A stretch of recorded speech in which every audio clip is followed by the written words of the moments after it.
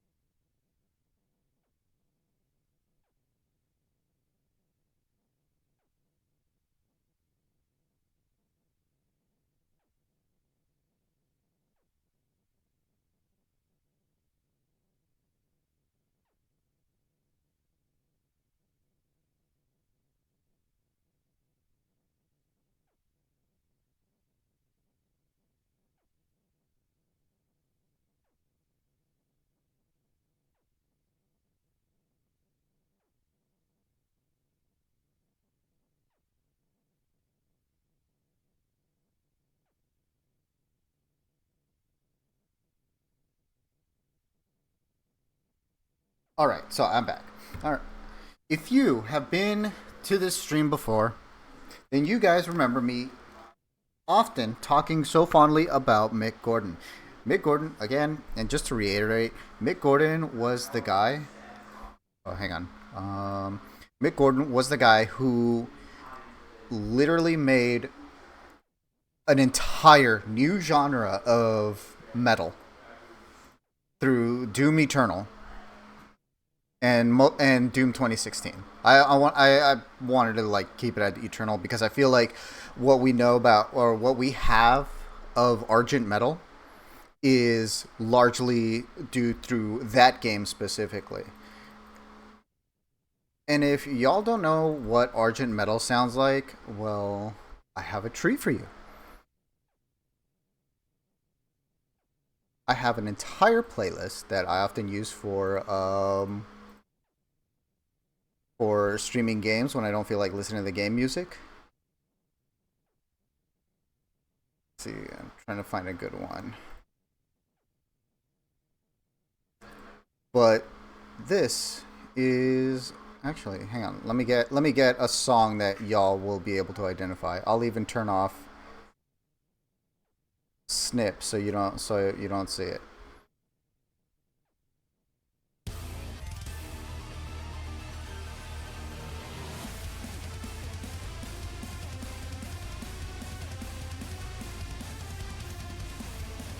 So I don't know if y'all can identify what song this is.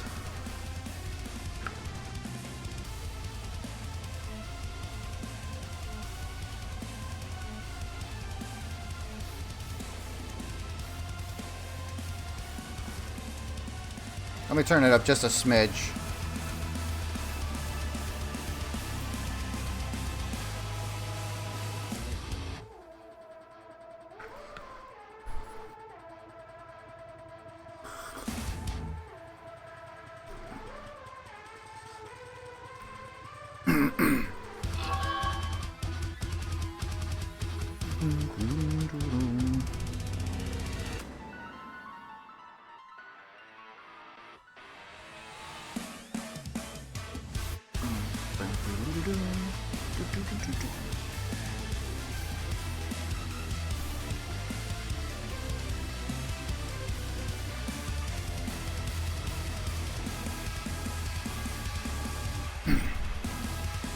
if you were humming along, because your entire body understands exactly what song this is, it's The Legend of Zelda.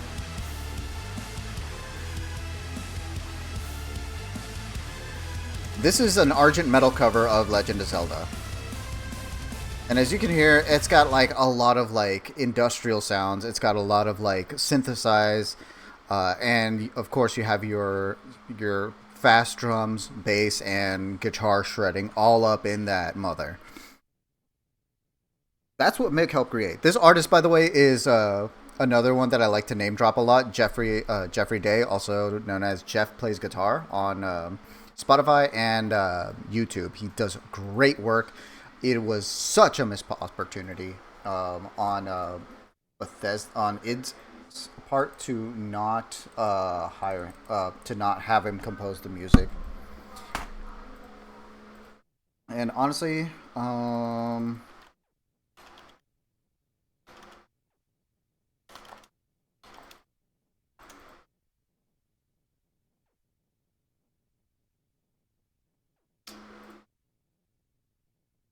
and honestly, I feel like if they did,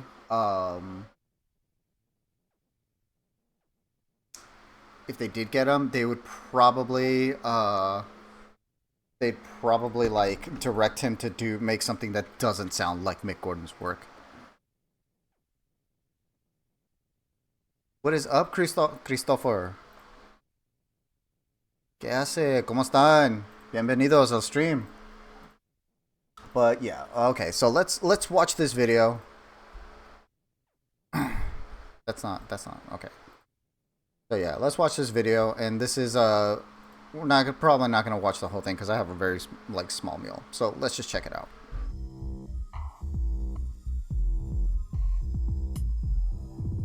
The video game industry is abundant with contractors and freelancers looking for work. From concept art to music production to voice acting, these individuals float from project to project, rarely being tied down to one company exclusively. Yes, Magnus, I do speak Spanish.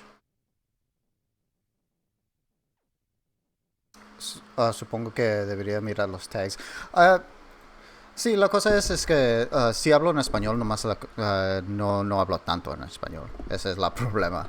Pero sí quería poner los tags de latino y mexicano, porque eso sí soy.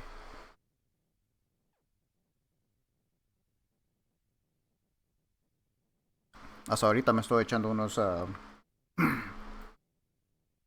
enchiladas.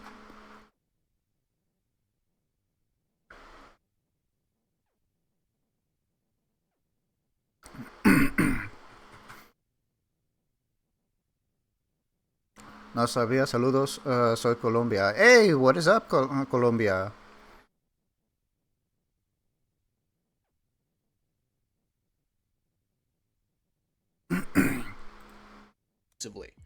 And unfortunately, the industry is also rife with instances where these contractors are taken advantage of, either by being denied a promised payment for their work, or getting their names scrubbed from the projects they worked on, or by simply being given horrible working conditions with unreasonable deadlines and little resources. As sad as it is, even the well-known and highly respected contractors still get this kind of treatment. And it's not exclusive to the video game industry. They are regularly screwed over in the film and television sector too. Visual effects artists on big blockbusters are crushed so badly they sleep in their offices for days at a time. Voice actors sometimes get as little as $150 for the entirety of their work on popular franchises. What the fuck? Oh shit. Christopher, muchas gracias por persiguiéndome. Welcome to the party, my dude. Sadly,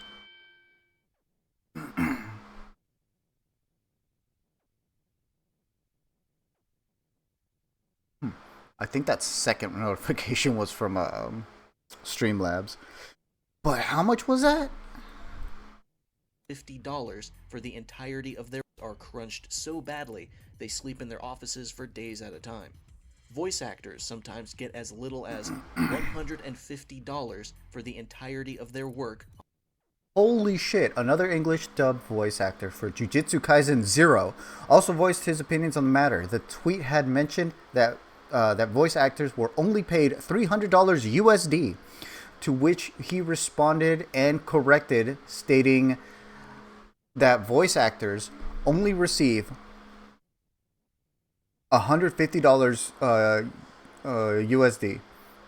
He also seemed quite upset since the movie didn't even spell his name correctly in the credit section. Jesus Christ. It's shit like this that made me happy I never got into Jujutsu Kaisen. Because I did hear that they just treated their animators and other workers like absolute fucking dog shit. Honestly, I'll just say it here. Fuck Jujutsu Kaisen. Unpopular franchises. Sadly, another high-profile victim of this poor treatment of freelancers has now arisen, and it starts a few years back. On May 4th, 2020, Marty Stratton, the studio director of id Don't Software, think too much of the as well politics. as the executive producer of... So I'm in the heavy I know there's always some kind of turmoil in like the other uh countries south of the border of the US. You know, everybody has their stuff, but I'm always happy to see that there's other like Latinos and Hispanos that are like come together and just to kind of be together. I think that's very important, especially amongst us in our own respective countries, all who have which been one way or another been screwed over by the U.S. like within our history. I've been keeping up with a lot of the history of Mexico and the U.S. Relations, and it's like never pretty.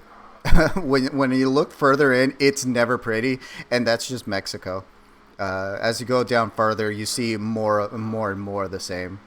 But yeah, that's pretty much all I'm gonna say about that right now. Doom Eternal made a post on the Doom subreddit titled Doom Eternal OST Open Letter. This open letter was in response to an ongoing discussion among the community regarding the state of the game's original soundtrack, which many had deemed to be a noticeable step down in quality due to the fact that the composer for the soundtrack, Mick Gordon, who also composed the score for Doom 2016, was able to edit and mix only 12 of the 59 existing tracks, and the remainder had to be completed by the studio's own lead audio designer, Chad Mossholder. Oh, that's funny because I was saying, like, I've been telling people that whoever mixed some of those songs, um, was like not an entry level, but definitely not a lead. That's hilarious. Absolute bullshit on my part. So I'm sorry for telling people that it was like some um, audio engineer and not the audio engineer that id. I have to not stop saying Bethesda because even though it's id Software that developed the game, Bethesda's the parent company, but id is still the developer. They're the ones who call the shots on who's getting hired. Oh shit, the omnidirectional dealie.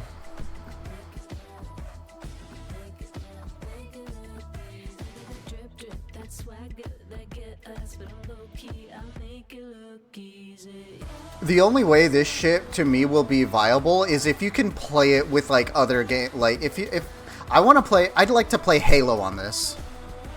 I want to know how that would go.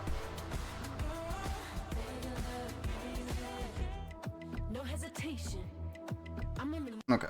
Marty's post is fairly long, but the gist of it is that he was attempting to dispel any rumors that it was id Software who was at fault by not giving Mick enough time or freedom to deliver on his end of the agreement.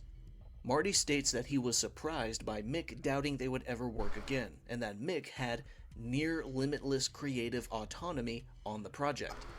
He asserts that Mick's failure to deliver the final product was entirely his own fault, especially considering that id even gave him a 6-week deadline extension. Marty says that as the deadline drew closer, it was Mick himself who suggested that his and Chad's work be combined into a more comprehensive release, and that Chad's work could be fleshed out more if a heavier sound was needed. Marty then says that even though Mick signed off on all this, he ended up being publicly disapproving of how the soundtrack was handled. Basically, Marty spends the entire post painting Mick as the one who was unprofessional, unreliable, and two-faced. But was it Jesus. true? Unfortunately, Mick never really released a direct response, and a fair amount of people took Marty's word at face value. It was pretty easy to do because an executive going Yeah, id Software tore Mick Gordon up really bad when people were picking apart the songs and realizing that they were poorly edited. Um, and they just they dropped several hammers on Mick. It was messy. And then Mick went silent for a while. out of their way to directly speak to the fans on a fan-run forum seemed like a gesture of goodwill, especially when it directly addressed the frustration surrounding the release of the anticipated soundtrack. So a sizable chunk of I remember in the Beavis and Butthead episode titled Yogurt's Good, there's this one scene where boys were speaking Army Recruiter, and the recruiter asked them if they had metal plate in their skull. Butthead said, we're both metalheads. of the community went forward under the impression that it was Mick Gordon who burned the bridge between himself and id Software. Until November 9th, 2022, 2.5 years after Marty's post, Mick Gordon finally broke his silence. Hosted on Medium and announced through Twitter, he dropped a nuke of a reply. A very lengthy tell-all article that featured a ton of receipts, including screenshots of emails that Mick actually... Let's see. My full statement regarding the statement issued. Yeah, this thing is long. Statement is issued in response to id Software Studio Director Marty Stratton's Doom Eternal OST open letter, published on Reddit on May 5th, 2020. Marty lied about the circumstances surrounding Doom Eternal soundtrack and used disinformation and innuendo to blame me entirely for its failure. Afterward, he offered me a 6-figure settlement to never speak about it. As far as I'm concerned, the truth is more important. I mean, I'm pretty sure he can get into legal trouble if he did take the money and then spewed about it, but go off, King. sent. And when I say lengthy, I mean lengthy. Yeah, this thing was I can't huge. really even bother to read it all to you word by word in this video unless I wanted the video to be an hour and a half long or more. I did a quick and dirty word count by copying and pasting the whole thing into a word processor, and apparently it's damn near 15,000 in length. Holy about shit! 6 times longer than Marty Stratton's open letter published on r/Doom. I do recommend reading it yourself if you have 15,000 words? That's a lot of nuts.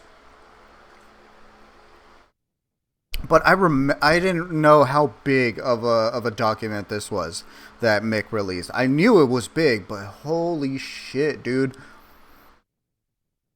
I just know that he brought receipts to fucking show how goddamn bad it was working for id on Doom Eternal. It's man, my god, dude, it's so much. the time and patience for it. But for now, I will go over all the key points in the same order as the article presents them. Right off the bat, Mick states that id handed him a schedule that required him to score 2 levels per month, which he says is a tight deadline but not impossible. But the real problem was how quickly this schedule became disconnected with the actual development pipeline of the game.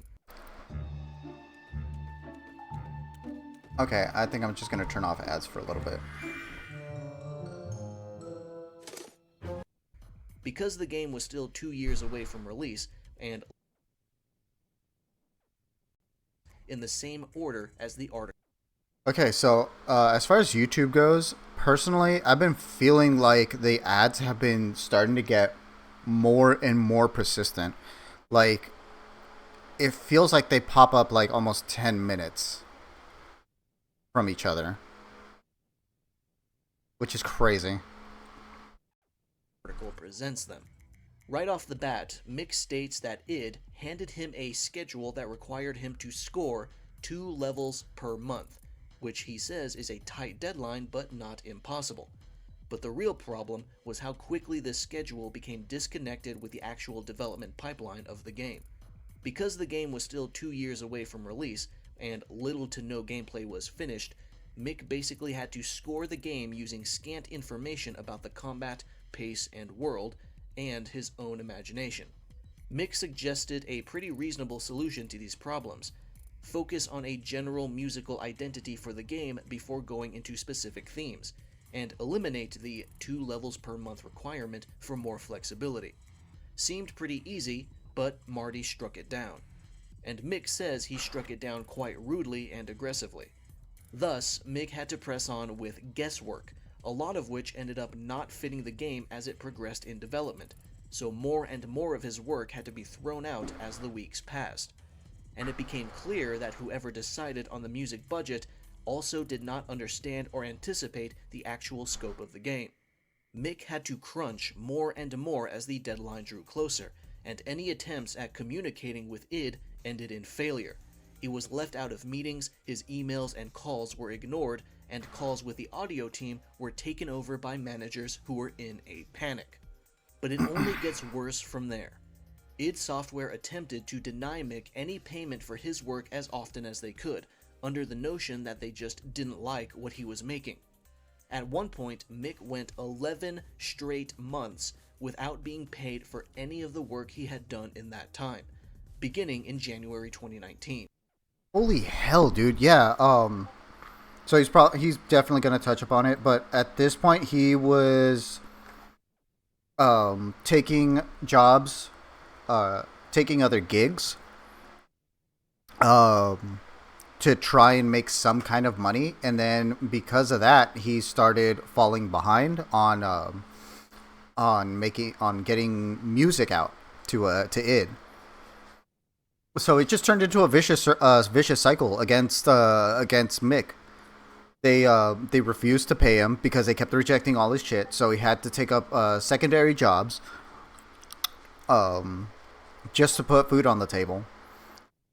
And then because of that, he started falling behind on his deadlines. It did not treat this man well. And on top of that, his crunching was so bad, he would spend days at a time at his studio, away from family, living off of microwaved food. And still, it gets worse. On June 6, 2019, at Bethesda's E3 presentation, Doom Eternal was given its initial release date of November 22nd of that same year. And with that announcement was the reveal of a collector's edition that included a copy of Mick Gordon's original Doom Eternal soundtrack. This was a problem because he had been working only on in-game music, so this soundtrack did not yet exist and was nowhere close to even beginning to exist. God damn, holy shit. That's so much work to be done. They hoisted him as a golden goose and said, "Look how great our golden goose is." And then if you buy our game, you will also get some like some of our golden goose's eggs. But there were no eggs. That's a lot of eggs to have to lay. Because if y'all don't know, there is a difference between a game version of a song and a soundtrack version of the song. They are both mixed differently. One version oftentimes has a seamless loop to keep going because it's supposed to last for as long as you're playing, as long as the current action is going. And then there's the track version, which has a proper beginning and end. For instance, if you go play any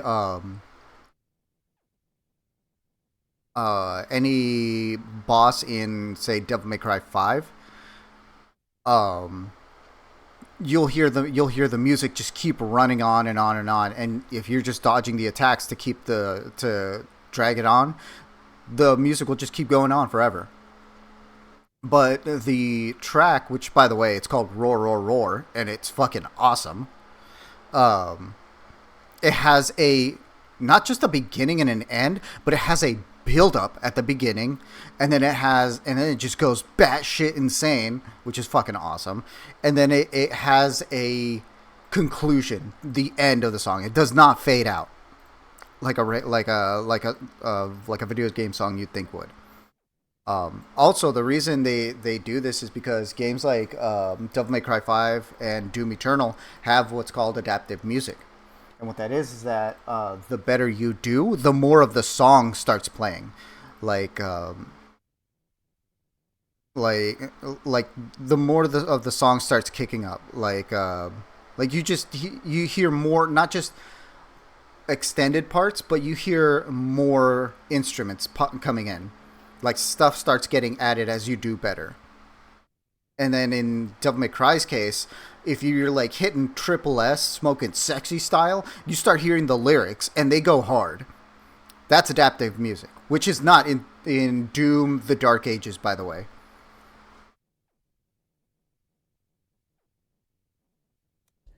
And as the cherry on top, this live presentation was the first time Mick was hearing about the existence of this OST. Mick was willing to produce this OST, but needed a contract in order to do so, but Marty apparently refused to draw one up. This put Mick in a tough position because even though he wasn't in a spot to facilitate the creation of this OST, his name was already tied to it, and the public would blame him if this OST was never released. Time pressed on, and Mick continued to work in spite of being ignored and exhausted. That just keeps on getting worse. He says he Oh my God. contemplated quitting, but found himself believing that he would lose more by quitting now than he would gain if he finished the project. The game was inevitably delayed to March 2020, and while this might have seemed like a potential blessing for Mick, it only led him to being strung along even more. He had finally become fed up enough to threaten to leave the project after 10 months of no pay, but had to play ball because he couldn't afford a legal battle against ZeniMax. Finally, he received his pay at the end of November 2019, which meant his contract had been fulfilled and his role in the project had ended.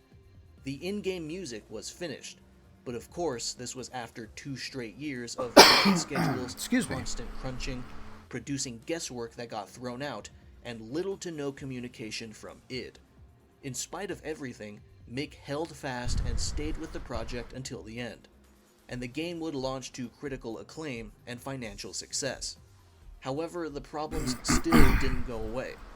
Mick soon noticed that all of the music he produced during the project, nearly 5 hours worth, was being used in the game, but he was only paid for half of it. This was a tough spot because placement of that music within the game was the job of the lead audio designer, Chad. And once Mick sends the files over, it was the audio team's job to decide what they would do with them. This extra 2.5 hours of music contained rejected tracks, mock-ups, and demos that Mick was under the impression would end up not being used, but were eventually put in the game and in marketing material anyway, and id Software did not pay him for it.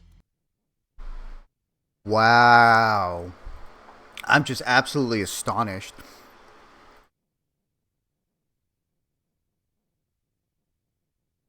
That is so fucked up.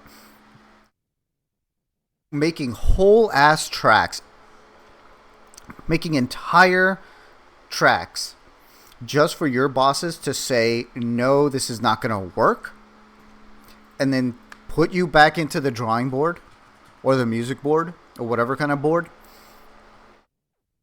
to make even more music. And then later on, your bosses promise the world that you are going to make a soundtrack for everybody that pre-ordered it or ordered the special edition, the collector's edition. And now like the world has been thrust upon his shoulders, and he has to fulfill it. Otherwise, it's going to look bad on him. They just keep cornering this man. I'm so sad he had the worst, probably the worst experience ever composing one of my favorite games with some of my favorite music. But I think he still digs it. I think he still loves the music because on his TikTok from time to time he'll just post up like panning shots of him playing some of the songs from 2016 and Eternal. Like a while ago, I saw him. I saw that he posted such a TikTok with one of my favorite songs from Doom Eternal, which is Cultist Bass.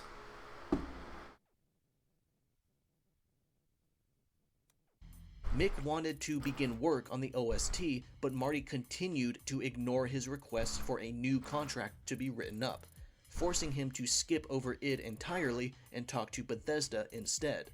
This opened up another can of worms because apparently Mick was still owed money from a totally separate OST he made for Bethesda back in 2015, which What? I assume is Wolfenstein. And Oh, Bethesda used this fact to their advantage in this new contract for Doom Eternal's OST by saying that yes. He also did a bunch of the OST for Wolfenstein, and it's phenomenal. Y'all need to listen to Blasco Kill the Nazis. payment for that other OST would be consolidated into this new contract. So now, Mick had to go along with it in order to get his rightfully owed pay for two OSTs.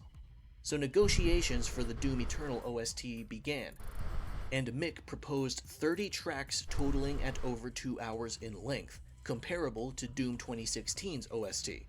This was shot down immediately because it was clear there wasn't enough time or money to cover a project of that size. But Marty claimed in the open letter that this suggestion was agreed upon, wording it in a way that made him seem generous by allowing Mick an extension. That was a total lie. Thus, Bethesda wrote up a draft for the contract. It stated that Mick had to produce 12 tracks for the OST, that id Software had final approval for the track list, that the contract would include payment for the 2015 OST he was owed money for, and that the deadline for Doom Eternal's OST was April 16th, but was flexible if need be. This seems all well and good until March 11th came around and a delay for the OST was announced, because Mick still had not received the final draft for this contract. Work for the OST began, but suddenly, Marty sent a frantic email stating that the April 16th deadline was now a necessity, because consumer protection laws in certain territories meant consumers who pre-order the collector's edition were entitled to a full refund if the OST was not out by April 20th. Mick well, shit, Marty. Maybe you should have had your bosses look into why Mick hasn't been getting paid what he's been owed, and and maybe using maybe making him make more songs after rejecting a bunch of his songs that you ended up using in the game anyways. Probably wasn't a good idea either. Yeah, Marty? Definitely not a good idea, Marty. You're not a manager. You're a mismanager. realized this was a threat and that he would be held legally liable if the OST was late. He says that if he knew of these consumer protection laws, he would never have agreed to do. Also, I'm kind of embedded into this, so we're probably just gonna watch it now. But I am still working on the commission here, Michael. So don't you fret. Do the OST at all. But Marty had a backup plan, and it did not involve Mick. Marty said that he already had the lead audio designer, Chad, make a quick and dirty alternative OST by cutting and editing together snippets of the in-game score. And creation of this alternative OST began 6 months prior, meaning that Marty was secretly working against Mick the entire time. Marty claimed in his open letter that bringing in Chad was a last-minute decision. How bad faith can this man keep getting? The dude keeps making more and more shit. Like,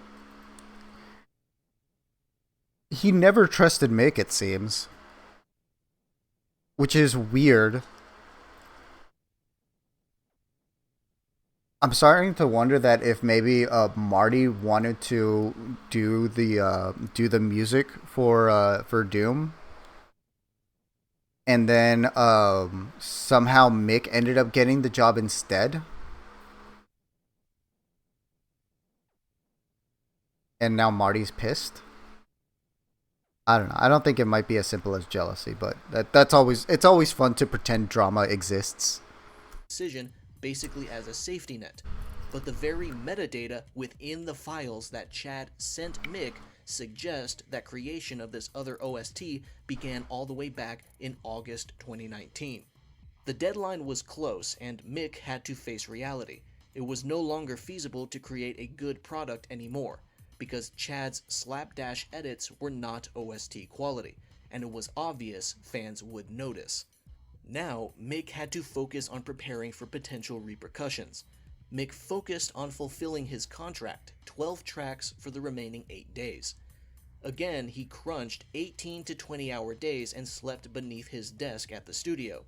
With literally a few hours remaining, Mick sends 10 songs over, and Marty interfered, suddenly explaining that he did not want these 10 songs, but different ones instead. He had been uncooperative and absent this entire time, and now, at the last moment, he wants to give direction. Marty vetoed Mick's OST and said they would go with Chad's version. Mick couldn't do anything about it as he's merely a contractor. Mick confirmed with ID that he had met his contractual obligations, and probably the only silver lining in this tale finally happens. He was paid the full contract amount plus an on-time bonus without dispute.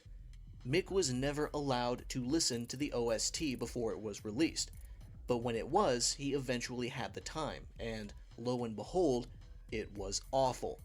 It was full of shoddy edits, poor synchronization, technical mistakes, timing errors, the works. To say that it was a quick and dirty hack job would be kind. What was extra... How are you uh, a senior, what was it? Audio director? I forgot what it is. But how are you how are you a higher up in the management of your own space and fuck up this job? You know what? He might not have any experience with music. Just like sound effects and game audio. But possibly not music. And just slap together whatever sounded right. But yeah, oh my, like, fuck, dude. They, they butchered it. They butchered it so bad.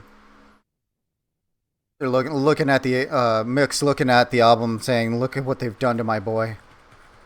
Extra frustrating to Mick was seeing Chad being credited alongside him as co-artist. No. Chad played no part in actually creating any of this music, yet was given the same level of importance as Mick anyway. A particularly bad example is track 59, Final Sin, Sandy City. Mick says that this was a demo file rejected by Chad himself, yet placed in the OST with Chad's name right next to it.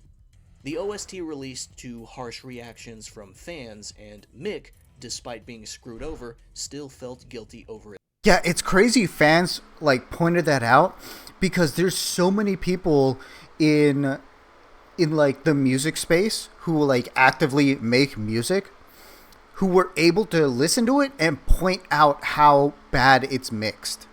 And I'm so happy that that exists cuz that's how this whole thing started. Somebody was listening to, I think it was BFG 10,000, and they tweeted at Mick, which is something that this dude was talking about earlier. Is they tweeted at Mick saying like, "Hey, I love the game, but why does it sound so bad? Why? What the hell?" And then Mick says like, "Yeah, that wasn't me. That was somebody. That was another a senior audio engineer at id who mixed it. I had no hand in its released version.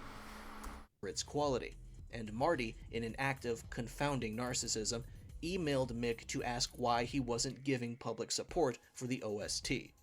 Marty insisted he wanted a positive outcome for all involved, but the following Skype call between them had him on a warpath. Marty was jumping to the conclusion that Mick's firmness on this matter was some sort of attack. Mick pointed out that the OST was announced without his involvement and that he was not told of the looming consumer protection laws until 13 days before the OST was supposed to launch. Marty defended his decision to ignore Mick and keep him in the dark by saying this was some sort of comeuppance for Mick not falling in line, and that as soon as people come after us, we come after you. A pretty brazen threat if there ever was one. This call ended up being an hour of Marty raging and chastising Mick Oh for my things God. the latter had no control over. Marty's just But it losing his ended shit. with one agreement, that both men would make a joint statement together in order to control the growing inferno of fan frustration. Marty asked Mick to not say anything publicly until the time was right, and Mick complied. However, in an ugly, deceptive, two-faced move, Marty instead went on the Doom subreddit to post that open letter and dump all the blame onto Mick's lap without so much as a heads up. Mick Wow. states that the open letter was stuffed to the brim with Marty broke the agreement between him and and I guess the dude in charge. That's crazy. I wonder if he's still even working at Bethesda.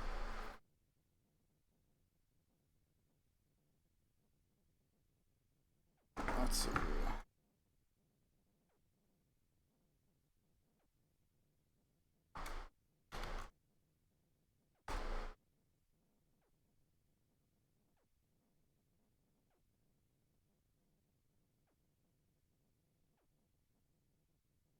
Wow, literally 1 month ago.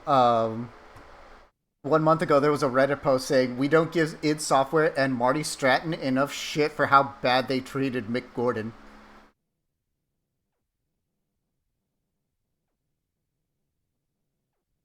Let's see. Let's see. Does Marty Stratton still work at id?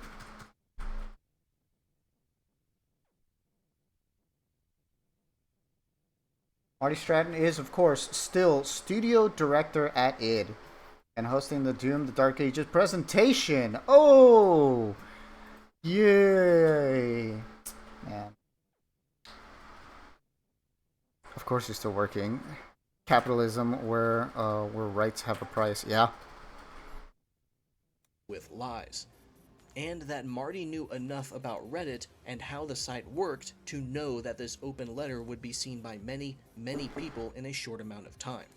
Mick decided that enough was enough, and he finally brought in lawyers who contacted ZeniMax directly.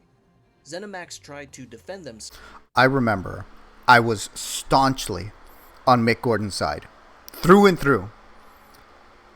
Did not feel like what he was doing was bad, or did not feel like this was somehow all his fault, because he was putting he was putting blood, sweat, metal, and tears into that entire soundtrack. So to say that he was just slacking is ridiculous. It got to the point where I was talking to some schmuck on Twitter, and the dude even said, like, I was telling him, I was like, no, I feel like that's not what happened. I feel like Mick Gordon is entirely in the right. Dude straight up said, facts don't care about your feelings. This was about, I want to say, 6-ish months, maybe a year, before Mick dropped that entire document. Before Mick shut off the receipts. So as it turns out, facts don't, or feelings don't care about facts. Actually, I don't think this phrase is even applicable because we didn't even have all the facts. But I was right in my feelings, goddammit. But Mick countered by plainly stating that Marty's allegations were in fact in direct contradiction with the contract Mick legally completed, and that id Software breached that contract by using twice as much music as they paid for. ZeniMax quickly buckled and tried to settle, but the settlement was insulting to say the least. ZeniMax supposedly proposed a deal where they would pay what they owe, and in return, Mick makes a new, polished version of the Doom Eternal OST. Basically, ZeniMax acted as if they were generous for offering to pay for music they essentially stole, and having Mick work for them even longer on a project he should have had total control over at the very start. A shocking, disgusting lack of accountability here. Then another settlement was made, in which Mick would receive a six-figure sum, and in exchange, Marty would never have to delete his open letter loaded with lies, and Mick would never be allowed to talk about the OST situation or publicly criticize any ZeniMax product. For life. Basically, ZeniMax was offering a wad of cash for Mick to take all the blame and reputation damage until his dying day. Again, insulting. Mick was already seeing harassment from fans online who were successfully misled by Marty's open letter, and he decided to offer a final settlement. That ZeniMax pay him for the extra music used in Doom Eternal. Marty... Okay, I realized that I went on a rant before, right when we went on commercial, and I was not paying attention. Well, so here's some crazy development about, like, apparently a hush order that Mick got. But what I was saying before we went to commercial is, throughout the entire ordeal, I was always cheering for Mick.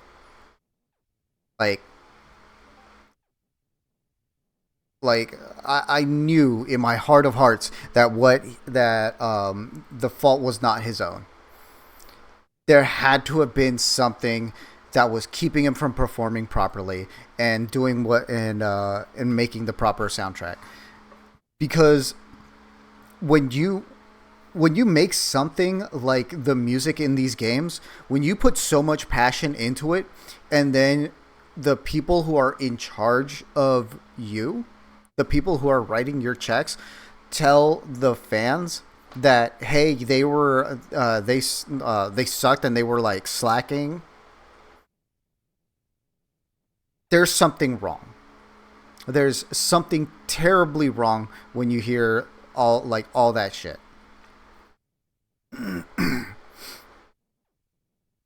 And about, I think, a good while ago, I was talking to some dude, some schmuck, and I was telling him that, like, I feel that Mick Gordon is in the right. I feel like all this stuff that's being hoisted against him is either lies or just half truths. And then the dude said, well, facts don't care about your feelings. Because at this point, I think we were commenting in a news article about Marty's open letter. And I told him I feel like this is not really Mick's fault. And he said, facts don't care about your feelings. Well, as it turns out, we didn't have all the facts, and my feelings were correct. So I'm kind of proud of that, but I'm still so bummed about this whole situation. But this coming up right here is crazy. I'm pretty sure he's going to read it right now, but instead, here's a deal that they were putting together. Instead, they proposed a deal. They would pay me the money owed, but on the condition I produce a new polished version of the Doom Eternal OST, appearing to suggest that if I gave them something to sell, it would somehow make up for the damage Marty had caused to my reputation. Supposedly proposed a deal where they would pay. Okay, so he's literally just going to read it. I was useless in this endeavor. New polished version of the Doom Eternal OST. Basically, ZeniMax acted as if they were generous for offering to pay for music they essentially stole and having Mick work for them even longer on a project he should have had total control over at the very start. A shocking, disgusting lack of accountability here. Then another settlement was made, in which Mick would receive a six-figure sum, and in exchange, Marty would never have to delete his open letter loaded with lies, and Mick That would shit's never insane. be allowed to talk about the OST situation or publicly criticize any ZeniMax product. For life. Basically, ZeniMax was offering a wad of cash Listen to that. for Mick to take all the blame and reputation damage until his dying day. Again, insulting. Mick was already seeing harassment from fans online who were successfully misled by Marty's open letter, and he decided to offer a final settlement. Absolutely That ZeniMax disgusting. pay him for the extra music used in Doom Eternal. Marty takes down the open letter, and in exchange, Mick will produce a better OST. It was the most reasonable and fair counteroffer Mick could have made. In fact, it was probably too nice. Anyone with slightly more spite in them would have rather died than offer more work. But this reasonable offer was met with stalling, and the wait for a response dragged on. Then Mick decided to take the open letter situation into his own hands by personally contacting one of the moderators of the subreddit, who thankfully complied with Mick's request to remove the post. But 12 hours later, the post was back up. The Oh, mod blocked Mick, and Mick was given a prompt message from Marty's lawyers that Marty was greatly offended by the removal and that now an amicable Really, Marty? resolution was impossible. Again, Oh my Marty God. displays no desire to respond to Mick unless it's an opportunity to make Mick look worse. Marty tries to paint Mick as the one who burned the bridge that could have led to a positive outcome, but we all know now that that bridge never existed to begin with. This put Mick in the position he is in. I'm gonna be real with all you guys. Watching this gameplay makes me want to download Eternal so bad. But I have to finish the Dark Ages. If you don't know, I have been streaming Doom: The Dark Ages, so y'all should definitely jump in whenever I'm live on those, if you can, of course. I'm sorry I don't have a proper schedule on when to do stuff. Actually, you know what? Since I'm doing a lot of drawing today, I might be able to stream tomorrow. Let me check my schedule right quick. Not me getting flashbanged by a pic of Sally Mae.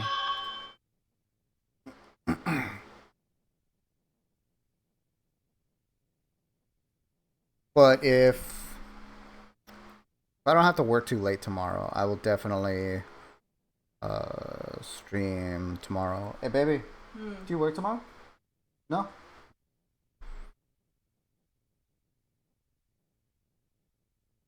Come on, load up my autofill. Shit's not even loading up my keyboard. Okay. Oh.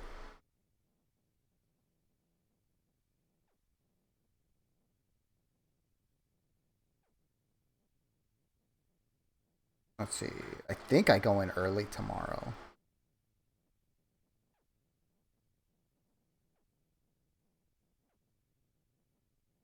Yes, I get out at 12:30. So I'm probably going to do an early stream for a few hours. Also, last night, I'm pretty sure I tweaked Doom Eternal's difficulty settings. Oh, you gotta go to bed now? All right, Magnus Cat. Thank you again for coming. You go ahead and get some sleepies. Que tienes una buenas noches. Vete a dormir. Vete a mimis. All right. Someday I'll commission someone to draw Shirley Ferrante making out with Sally Mae. One day. But yeah, I think I tweaked the difficulty sliders to the point where the game feels fine. I might still edit them a little bit, but yeah, it's just a bit of an annoying thing to have to deal with. But it is, unfortunately. No, I'm not even gonna finish that sentence. They could have done better. But yeah, that's for tomorrow. Well, all right. Now, making a public response, because it's really the only way to get any semblance of closure that doesn't result in him getting screwed over more. He iterates that he generally loves his career and the relationships he's formed, and work he's created throughout, and that he never quit Doom. He only quit a toxic client. This is definitely apparent in his consistent willingness to go back and fix the Doom Eternal OST, even after all of this stuff has happened. The next section of Mick's statement is a direct rebuttal of Marty's open letter, bit by bit. It re-emphasizes stuff we've already went over in the main body of the article, but the specific points raised against Marty's words are: 1. Doom Eternal's OST was poorly managed from the outset, with Mick not even being contracted for it when it was announced. 2. The OST was delayed before Mick was under contract, and thus Mick is not to blame for any delays because he technically wasn't yet hired to make it. 3. The deadline for the OST was not in January like Marty states, but rather in March, and Mick was only contracted for 12 songs, not 30 songs, which was Mick's suggestion but was ultimately refused. 4. Mick was paid for fulfilling his contract, so accusations of unprofessionalism on his part would make little sense because it would have been grounds for id, Bethesda, and ZeniMax to refuse payment. 5. id Software was already working on an alternative OST for months before Mick was contracted, meaning Marty's claims that Chad was brought on at the last minute are false. 6. Marty doesn't seem to understand the mastering process as he blames the OST's poor quality on Mick instead of Chad, even though id themselves approved all of Mick's in-game scores. 7. The problems with the OST's quality were obvious immediately because Mick was receiving questions about it the moment it released, so him clarifying that he did little work on it was not some sort of war declaration on id like Marty pretends it is. 8. Mick stated that he would Hey, I'm gonna switch screens right here. Michael, real quick, does your dude, does Luke have any hair? Is there like a hairstyle you want to give him?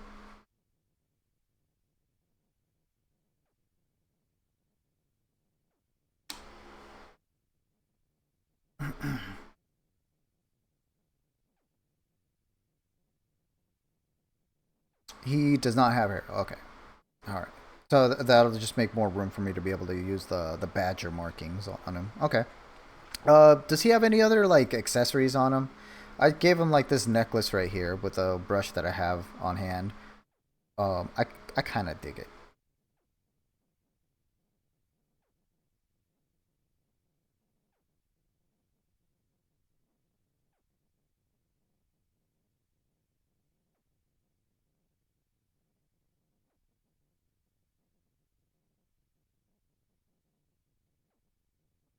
But yeah, if he does, you can always let me know later. I think we're coming up on. I'm fine with the necklace. Okay, and that's just a placeholder hand, so we can just go ahead and do the. Ugh. So you can just go ahead and do the. Oh shit! Let me move that over here before I get in trouble.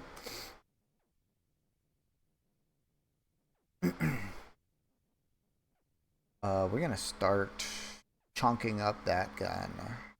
Put some meat on its bones. How's my commissions?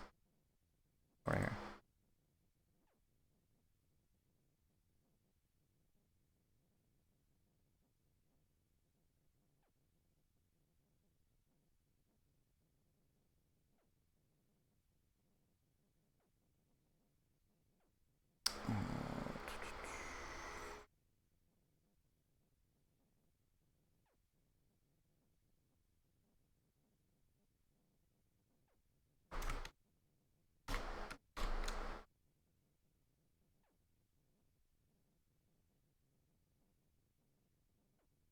Okay.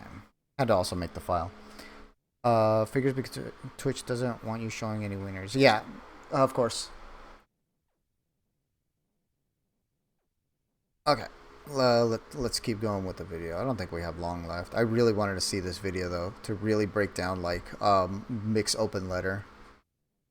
probably never work with id again because, well, Marty treated him like shit the entire time, which makes Marty pretending to be blindsided by that comment pretty disgusting.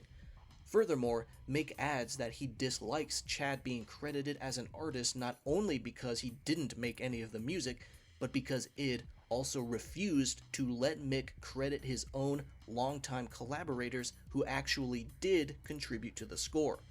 Plus, to this day, Mick has never personally received any award given to Doom Eternal's score. He's only ever seen them behind a glass case from a distance, and Marty That's himself was crazy. enough of a douchebag to collect some of those awards himself. And 9. Mick says the most hurtful lie Marty made was the suggestion that Mick's alleged unprofessionalism led to the harassment of an id employee, even though Chad was brought in by Marty himself without Mick's knowledge, and Marty highlighted Chad's involvement himself in the open letter. And that pretty much concludes Mick's statement. There's still some smaller details I didn't go into for the sake of brevity, but I suggest you read the whole thing yourself if you have the time and patience for it. If Which I I have read neither through of the whole those. thing word for word, then this video would probably end up being an hour or so long, which would defeat the purpose of it being a more digestible summary. The situation surrounding the Doom Eternal OST is an extremely complicated one that dates back years. And even though it took 2.5 years, Mick Gordon finally gave the full story, and it is damning. It shows that not only was he actually not to blame for the album's poor quality, but the person who first pointed the finger at him publicly, Marty Stratton, is the one responsible not only for the dismal condition of the final product, but also for the heinous mistreatment of Mick himself for pretty much the entire time he was working on the game. Mick was brought on for in-game music without any finished levels to draw inspiration from, requiring a ton of guesswork that was thrown out. He was announced to be making an original soundtrack that he wasn't contracted for yet. He was ignored every single time he tried to communicate with id management. He was forced to crunch 18 to 20 hour days constantly to meet ridiculous deadlines and had to sleep in his studio for days at a time and live off microwaved food. He went as long as 11 straight months without being paid for any of the work he did in that time. He went unpaid for an extra 2.5 hours worth of music that was used in the game and marketing material, even though he was contracted for half of that. He was being secretly ousted as the OST producer by Marty bringing in Chad without any notification. He was straight up libeled by Marty in the open letter on Reddit. And every Hang on, folks. I will be met right back. I just have to let my dogs out real quick.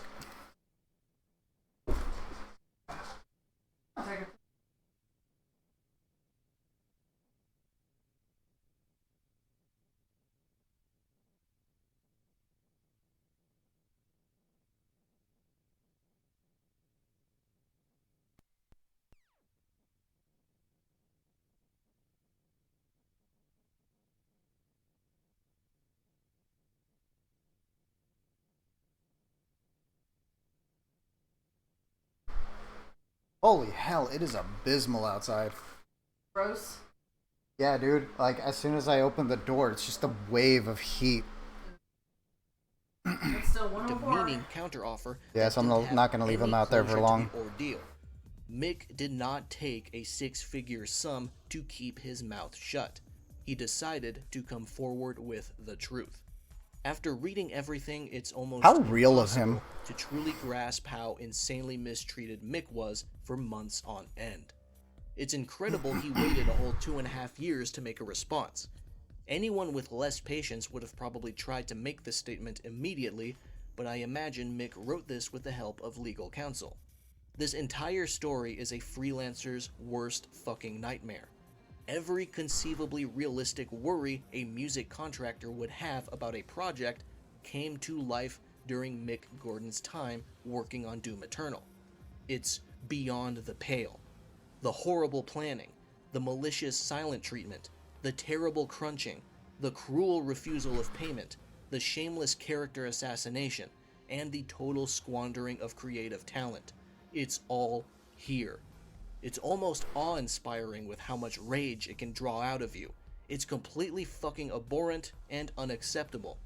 And it's also totally baffling that Marty would attempt this nonsense with someone as famous and respected as Mick, who was able to continue finding work within and without the video game industry even after Marty tried to ruin his reputation. But either way, in this particular circumstance, Mick was just another victim of unnecessary corporate hostility and awful management. The specific thing that pisses me off personally is Marty's unrelenting narcissism throughout this whole thing.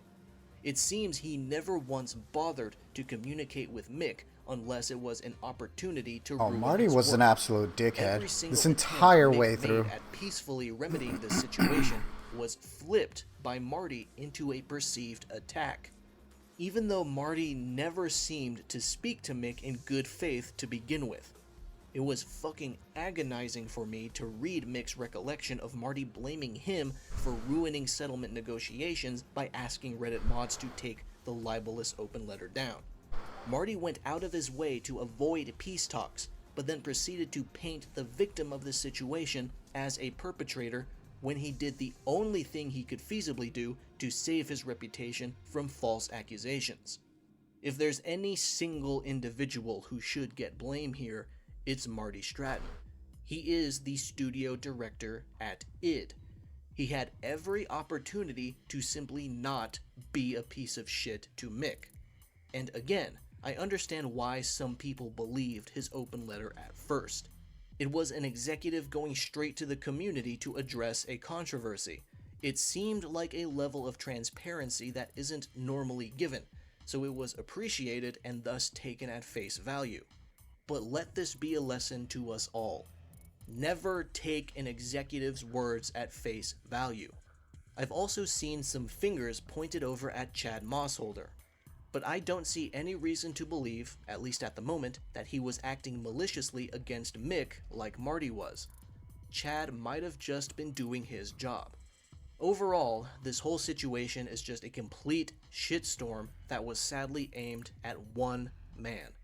I hope Mick gets the closure he deserves, and he's able to truly go back and polish that Doom Eternal OST on his terms and at his pace. If anything, this whole story serves as a very sobering reminder to everyone that if you are a freelancer who makes your living contract by contract, you could be one bad client away from your entire career falling out from under you. This concludes my summary and thoughts on the matter. Thank you for watching, and I'll see you around.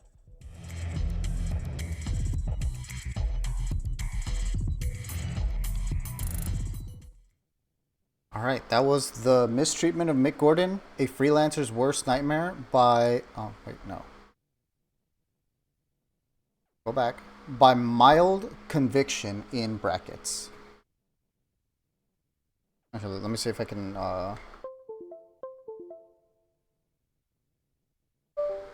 see if y'all can see it right there. Right. Oh, god damn it. We'll just go to their website. That should show up. Yeah. Mild Conviction on YouTube. I've never checked out their stuff before, but this is a an issue that has honestly been near and dear to me, I guess you could say. Like it's something that I'm kind of passionate about. I do love the music for Doom Eternal.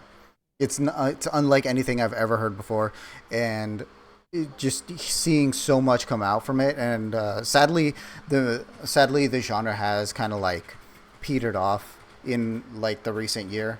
I was really hoping that at least this game, that the Dark Ages would have rekindled that in some way, but I kind of have yet to see. Especially since, you know, what's in Doom the Dark Ages, I can't even call Argent Metal, which at this point is wild. Justin Wang once did a guitar cover of the song "The Only Thing They Fear Is You." It's a sick ass song. That's the theme to Eternal, by the way.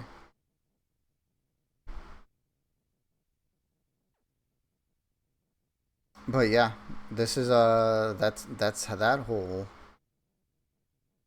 fucking shit, for the lack of a better term.